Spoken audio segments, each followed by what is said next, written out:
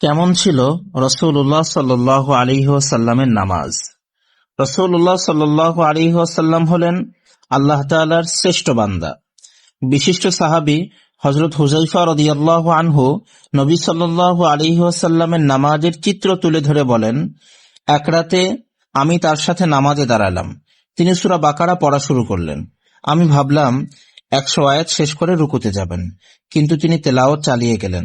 মনে মনে বললাম, পুরো সূরা দিয়ে নামাজ শেষ করবেন, কিন্তু তিনি সূরা শেষ করেও থামলেন না। সূরা নিসা শুরু করে দিলেন, এটাও পড়ে ফেললেন। এরপর আল ইমরান, এভাবে একের পর এক পড়তে থাকলেন। এরপর রুকু সিজদাও প্রায় এমনই দীর্ঘ করলেন।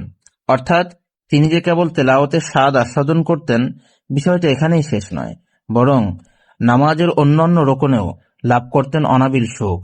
কিয়াম, কেরাত, রুকু, সিজদা সব প্রলম্বিত করতেন। রাত ভর তাহাজ্জুদে মগ্ন থাকতেন। পা ফুলে যেত, কিন্তু কষ্ট অনুভূত হতো না। এ কষ্ট ছাপিয়ে শান্তির অনুভূতি ছিল আরো অনেক গাঢ়। এভাবেই দীর্ঘক্ষণ নামাজে দাঁড়িয়ে থাকতে থাকতে পা ফুলে যেত।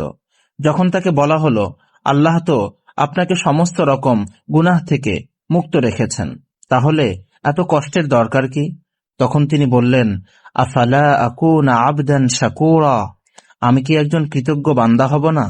সাহাবী হযরত আব্দুল্লাহ ইবনে সিখীর রাদিয়াল্লাহু আনহু বলেন, আমি রাসূলুল্লাহ সাল্লাল্লাহু আলাইহি ওয়াসাল্লামের কাছে একদা এসে দেখি তিনি নামাজ পড়ছেন, আর কান্নার কারণে তার বুক থেকে ফুটন্ত ডেকচির মতো শব্দ শোনা যাচ্ছে। সুবহানাল্লাহ।